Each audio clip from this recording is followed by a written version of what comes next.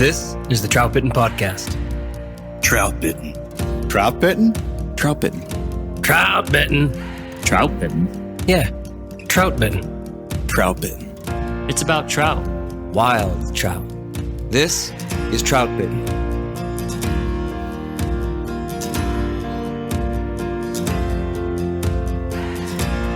This is the Troutbitten Podcast, and thank you for tuning in. I'm Dominic Swantowski, the owner of Troutbitten and author of Troutbitten.com. I'm here with my friend Austin Dando again to break down the fifth part of this Troutbitten series on the 9 essential skills for tight line and Euro-nymphing. Our topic is finding contact. So we're halfway through this second season of the Troutbitten Podcast now, and I want to quickly say thank you to everyone out there. Thanks for your kind words and enthusiasm. And thank you to our sponsors as well.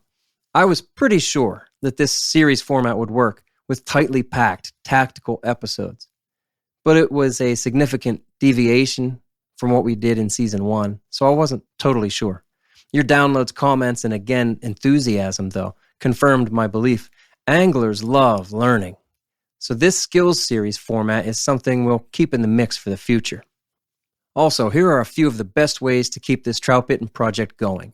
First, leave a comment and a 5-star rating on Apple Podcasts. We need it because that rating and popularity are a key metric for our advertisers. Second, support our sponsors. Make a purchase. Use those discount codes and tell them thank you for supporting Troutbitten. Finally, you can find the yellow donate button below every Troutbitten article and before the comments section.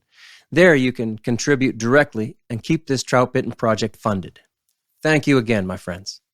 So somebody asked me, why are there 9 skills? Why 9 and not a dozen? Why not 6 skills? Well, because that's the way I see it, I guess. It's just how I think about it. And it's how I've come to teach the tactics of nymphing with a long leader and available contact. There are 9.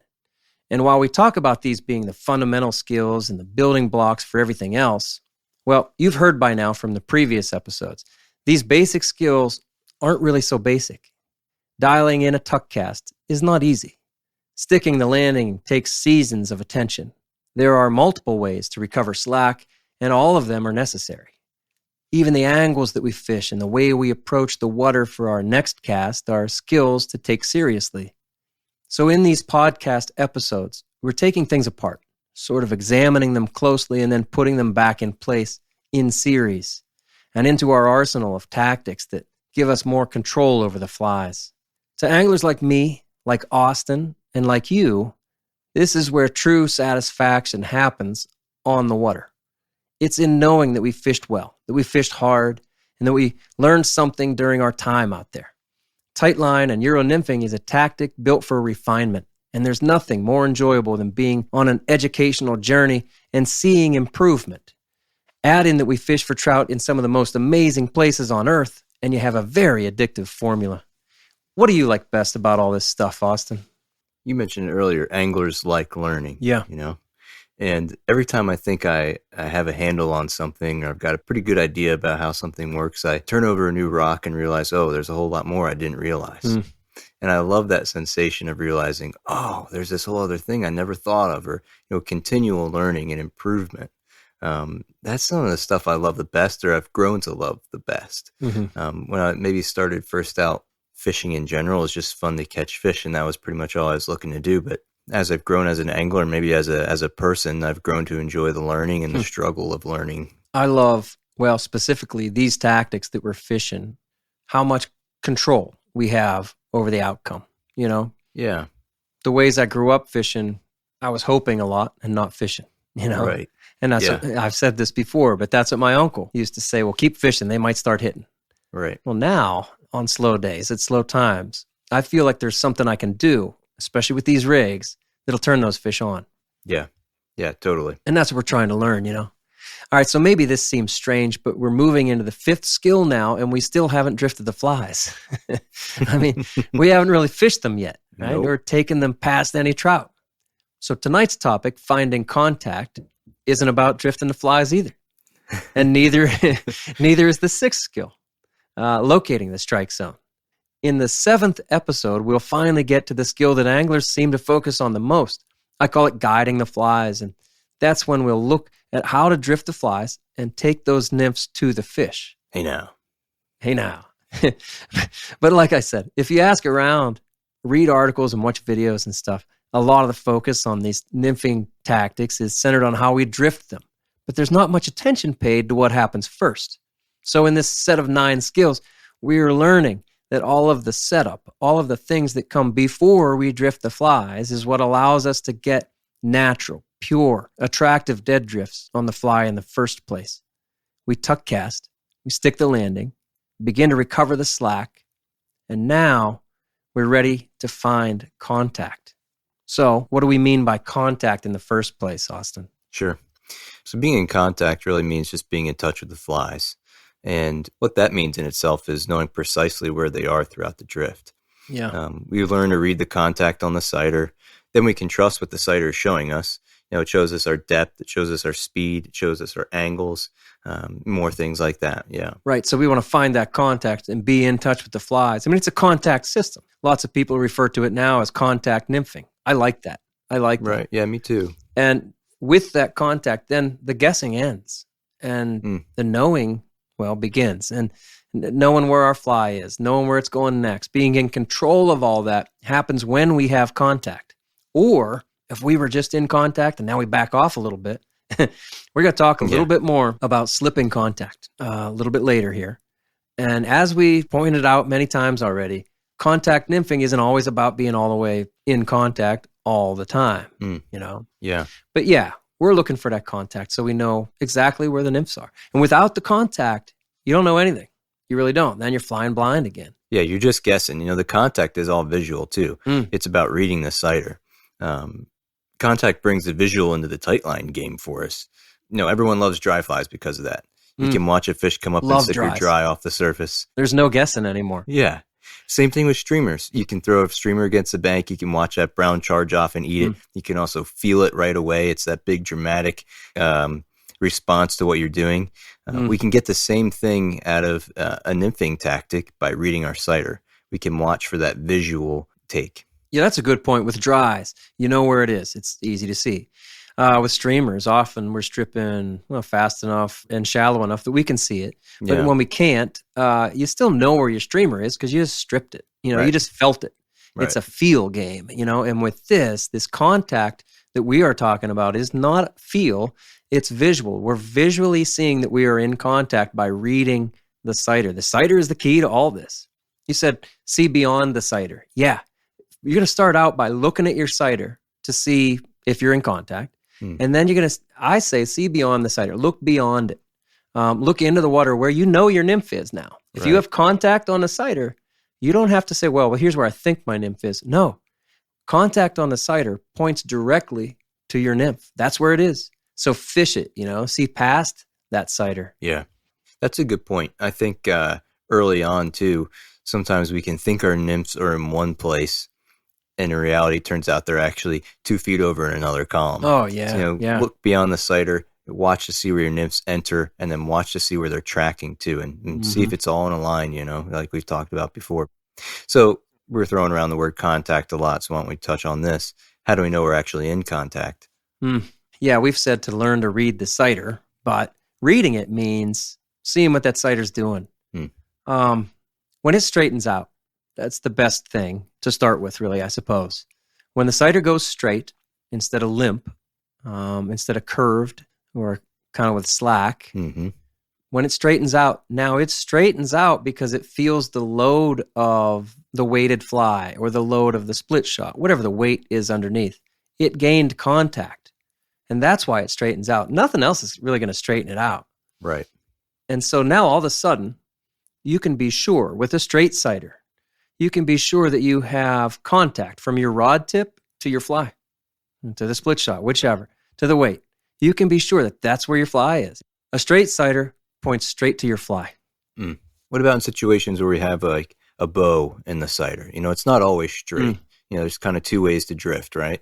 Right on. I mean, too straight of a sighter probably means you're pulling it too much. You're leading too much. We'll get into how to lead the flies and try not to pull too much. We talk about slip and contact.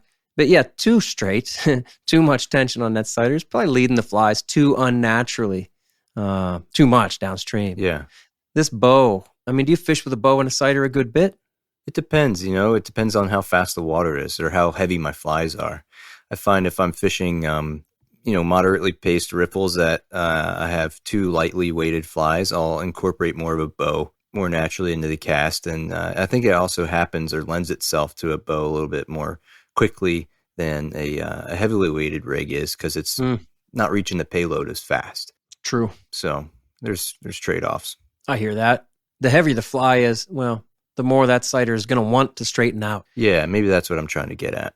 Yeah, and if you fish with a single size 16 beadhead pheasant tail, tungsten bead, it's going to weigh about 15 centigrams.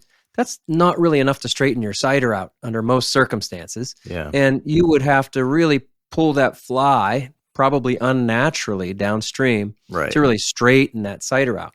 So as we talk about straightening the cider or looking for the straight cider, we want to make sure that we're understanding too, as you said, it's all conditional. It matters how heavy the fly is. Your leader design matters too. And if you have a thicker leader versus a thinner leader, you're going to have more sag or less sag. And sag really is what that bow in the cider is. There's a little bit of sag there. Right. A lot of people focus on that bow of the cider. And that can be a really good thing. When you're looking for the bow, and let's say you're fishing lighter nymphs and you have that nice bow in the cider, a cider with a little bit of sag or a little bit of bow or a little bit of forgiveness, let's say it can be more reactive. And we're looking then for it to straighten out right away. Right on. That could be a fish hitting. Yeah. And then we can also use that bow in the cider to, well, if it straightens out too much, we realize, I'm leading too much. I need to let the river decide how fast I should be drifting. So you just kind of maintain that, maybe just maintain that same bow, that same, the same look to the cider all the way through. Right. Once you find what you're looking for. Yeah, the bow is a pretty reactive posture for your cider to be in. Ooh, I like that. Like you said, if it's too straight, the visual aspect might be harder to see sometimes on a lighter take with lighter flies. Mm-hmm. But if you have a slight bow in the same situation, it's going to be a lot more obvious when something grabs hold of it. Yeah, there's so many different ways to do this. That's a great point too. We can fish with light flies, heavy flies. We can fish with all kind of different ciders and leaders. Yeah, it's a good time, to talk about cider material. Just generally, thinner materials are better for seeing that bow. That's fair, Yeah. And softer materials are better for seeing that bow in the cider. And you can choose those things. If you really want to focus on that bow and trust it, well, then possibly fish thinner and softer materials for your cider. But thinner and softer is worse, really, for tuck casting and for that deadly accuracy over not just the fly, but all the other elements that matter while sticking the landing. And we've talked about that. Tuck casting and then sticking the landing are really key for setting up to the point where we're really going to start drifting. If you're using real thin materials and super focused on that bow, you are not going to have as strong of a tuck cast. So you're not going to have as much authority over the way everything goes and how you set things up. Everything in fly fishing really is a trade-off, So what kind of cider do you fish with? Yeah, I like a bit of a thicker cider for the reasons you just mentioned. The tuck cast power, the turnover power, the amount of authority and the amount of accuracy we get to keep on our side. I'll fish thinner ciders, especially if I'm fishing a thinner leader in general. Yeah, because then things just work better together. But that's for different scenarios. If I'm going to go all around, I like to have a bit of a thicker cider, 1X, 2X. Yeah, right on. Somewhere in that range. Yeah, I'll often add a piece of 2X Rio bicolor to the end of my standard cider. My standard cider is 12-pound Amnesia and then 10-pound Gold Strand. Yeah, right. And those are fairly thick. Again, lots of nice power there. And I can read that cider. But then I also kind of want to watch for that bow. And so I'll add a foot or 18 inches of 2X bicolor. Yeah. That's a good way to kind of have the best of everything sometimes. Right. Now you're talking about fishing a little thicker cider on average. And so do I. Because I'm not always real dialed in on just watching for that bow in the cider. Another way to really read contact is to look for this nervous cider concept. I call it a nervous sighter because I think I heard George Daniel say nervous sighter. Loved that. Yeah, I'm not sure I've heard that term. I like it, though. It makes sense. It's just kind of shaking or uneasy, a little nervous, you know. Right. And that's easier to see. I'd argue it's easier to see with stiffer materials. And I feel like I can see that nervousness settle down to signal then that I have the contact. Does that make sense? It does make sense. And I think that nervousness, especially, at least for me, is most apparent at the beginning of the drift when we're first searching to find the contact. Because there's a little bit of slack too. Yeah, there's that little bit of slack, and the flies aren't really down deep yet. There's not a lot stabilizing them other than our rod tip yet. So all of that is especially apparent right at the beginning. That's a great point. Tactical Fly Fisher was started in 2015 by Fly Fishing Team USA angler Devin Olson, with a mission to bring American anglers the techniques and gear that dominate the international competitive fly fishing scene. While you may have no desire to compete, you can still benefit from the same strategies which competitive anglers use to make them more successful on the water. Whether you want to buy your nymphing rod, a stillwater fly line, or just some hooks and beads to fill your fly box, we've got you covered. And our teaching materials will help you learn how to use whatever products fill up your cart. Head on over to thetacticalflyfisher.com and use the code TFF10 to get 10% off flies, fly tying supplies, or terminal tackle.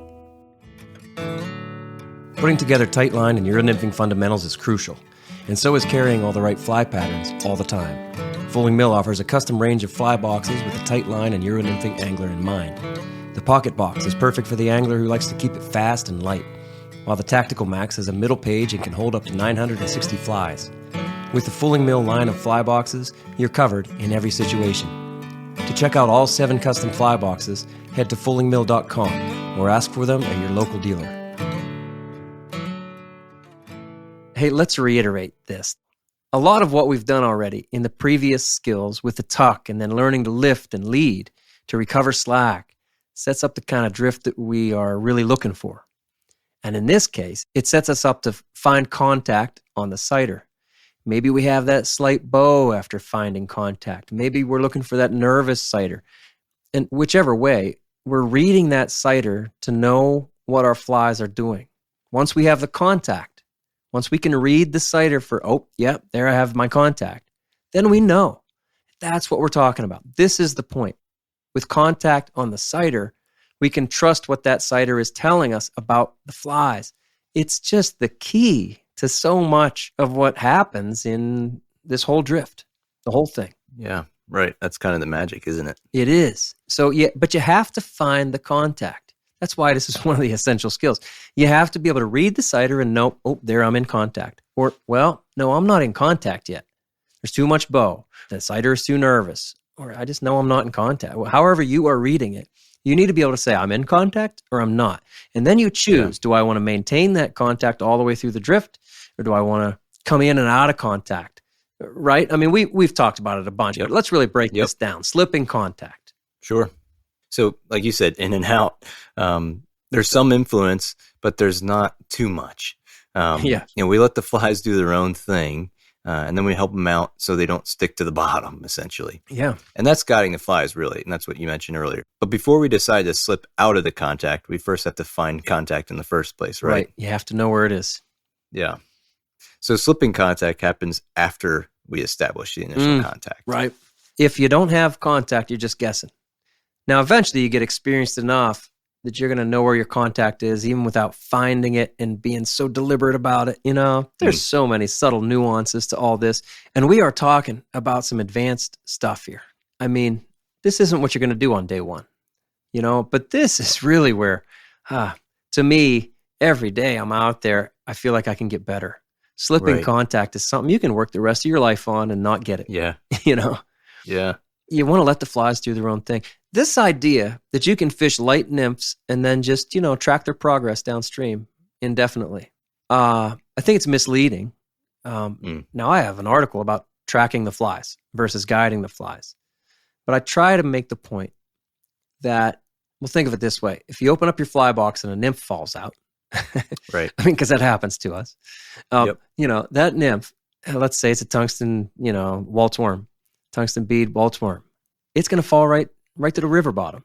Yeah. It's not going to take more than a second. Let's say you're in water up to your waist. It's not going to take more than 2 seconds. I'll give you that. 2 seconds to fall to the bottom. I don't care if it's a size 18. It's still going to fall to the bottom in 2 seconds. It's done. It's on the river bottom. What keeps it off the river bottom when we're fishing it? It's tippet. So it's what we do with our tippet that matters. I've started to say it this way.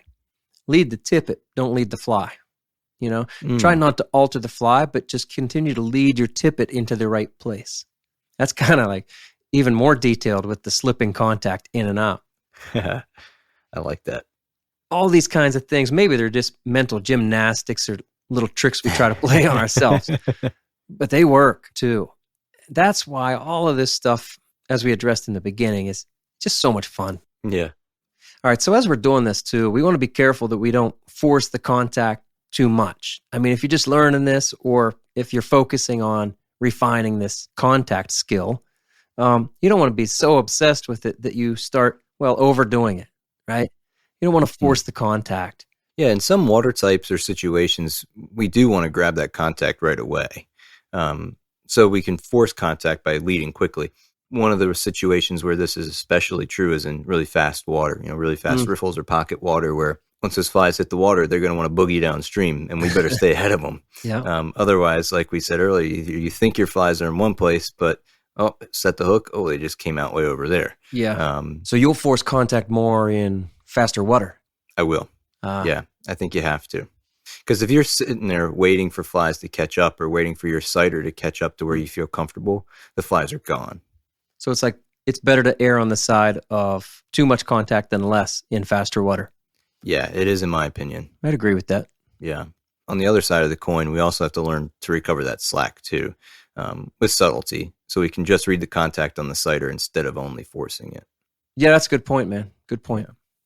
So we're talking about seeing contact and reading beyond the sighter, but how about the physical? Can we actually feel the flies, the contact? Can we feel that contact with the flies? Can you feel contact? No. Yeah. No. I want to say short answer. Short answer is no. I don't think you can feel contact very well. Okay. Given average circumstances. We have to be careful here. We have to understand when we talk about contact, we're not saying contact the riverbed. There is another way to kind of feel things, and you can feel through the rod tip, right through the rod and into the cork and into your hand. You can feel, if you have enough weight, you can feel tick to tick, tick, tick, tick, on the bottom. Yep. You can touch that bottom. You can choose to ride that way.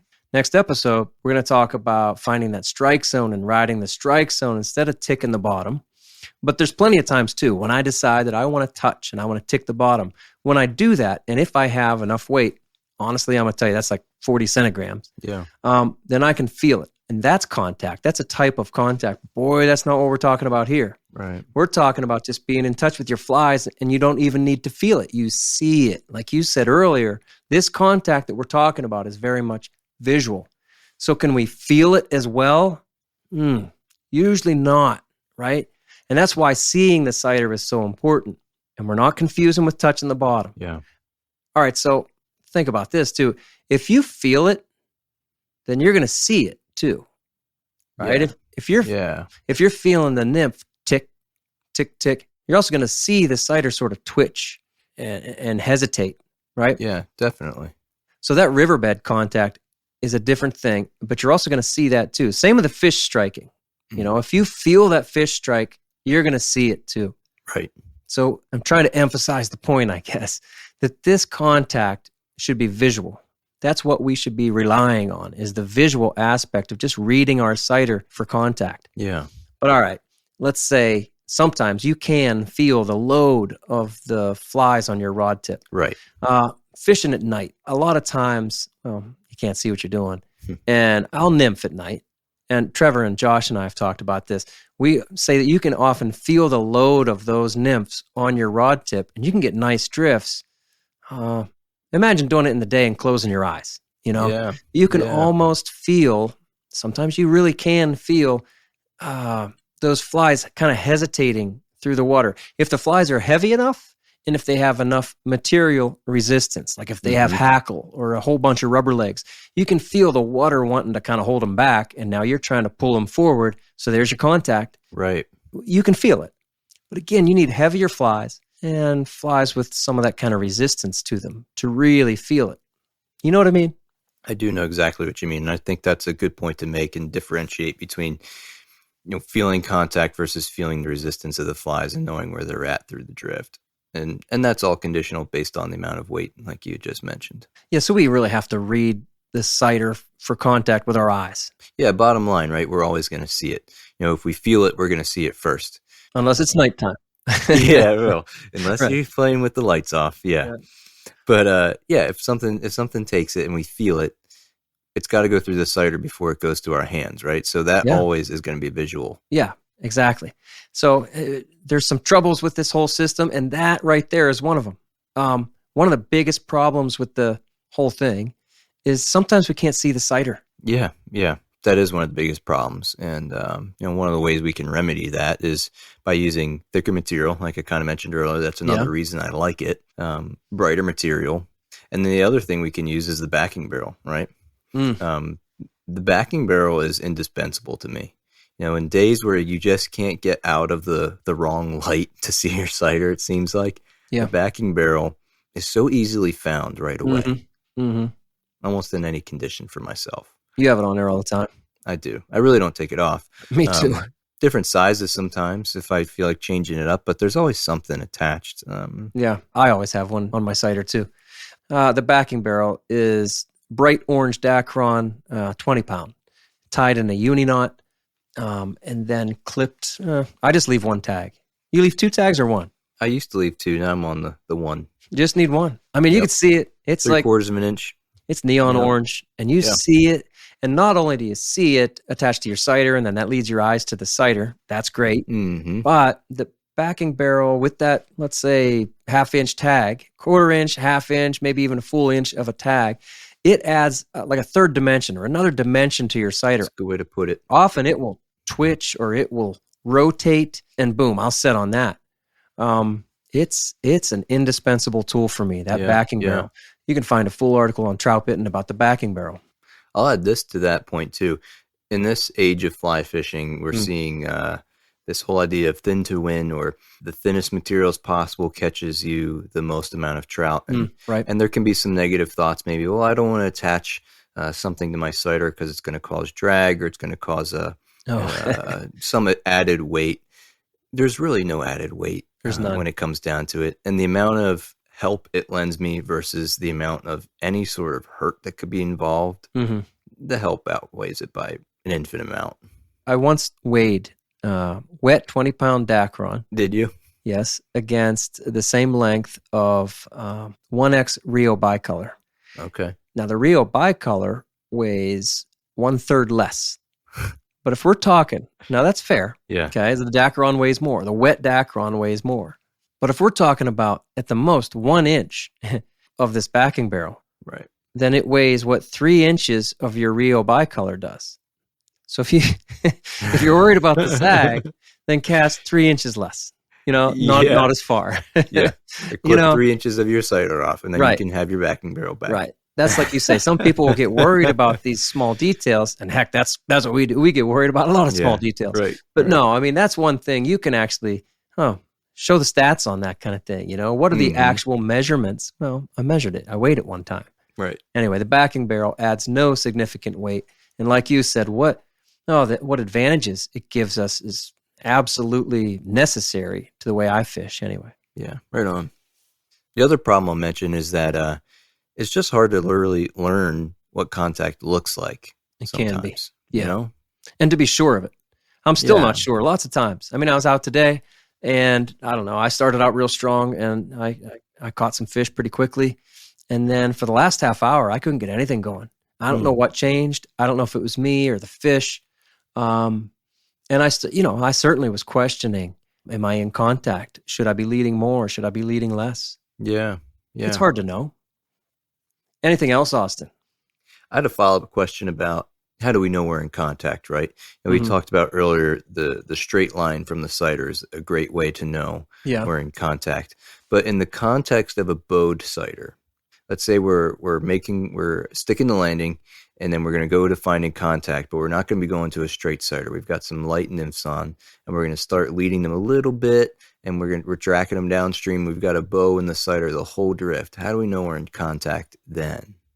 I think when we're looking at that bow, I think we're looking for whether it's sloppy or kind of waving around too much. You can kind of say nervous, or if it's stable. You mentioned before about a stable sighter. Right. That's another thing we're looking for. We're looking for the bow. Great. We're looking for a nervous sighter. Okay. We're looking for all of that to kind of settle down and become stable. These are very nuanced things. Right on. And it's hard to, I suppose it's hard to just talk about. It is, yeah. You know it when you see it. And when you see that bow sort of stabilize, you know when you're in contact. And maybe you feel a little bit. You also want to be seeing where your flies go in. And you're deciding how much slack you've entered with. You're sticking the landing, putting everything right where you wanted. So there's a series of expectations, really. Okay. And you're expecting that bow to just sort of flatten out a little bit. It might not be complete. It's not going to go straight. Let's say on just a single light nymph. Yeah. It's not going to go straight. Yeah. But you're expecting that bow to flatten out a little bit, to straighten out just a little bit. When you get that, you got to trust it. You have to know that that's it, and now lead it through. Right on. Yeah, that's a good answer. That's a good answer. That's a good answer for something that's hard to describe just out loud. And the more you do it, the more you figure it all out. Yeah. And then then you realize you don't know. Exactly. You have to start over every day. Yeah. Yeah. All right, so there it is. That's number 5 of the Essential Tightline and Euro Nymphing Skills Series, Finding Contact. Remember that each of these podcast episodes is supported by a companion article on the Troutbitten website, where I get into some of the details for each of these tactics that we didn't have time to cover here. The links to that skills series, along with links for other helpful and relevant Troutbitten articles, are in the show notes for this podcast. So the next skill in this series of 9 is about locating the strike zone. And I'll say this, I fished with tightline tactics when I started nymphing. I followed the Joe Humphreys approach. But when I finally understood the concept of getting my flies in the strike zone and not necessarily right on the bottom, a whole new world opened up. The strike zone is our most common target for the nymphs, and locating that strike zone unlocks a whole lot of the mystery to this contact nymphing game. So look for that one, Locating the Strike Zone, in your Troutbitten podcast feed. There are 9 episodes in this Essential Skills series, so subscribe to the Troutbitten podcast and follow along. Read us out, bud. All right. Remember, troutbitten.com is a free resource for all anglers. With over 800 articles, there are stories, commentaries, tactics, tips, and more. Find what you like through the top menu and through the search page. Navigate by way of the categories and the tags, too. Thank you for listening to the Troutbitten Podcast. Please give the show a 5-star rating on Apple Podcasts and leave a comment, because that really does help us out. Until next time, friends, fish hard, enjoy the day, and find your life on the water.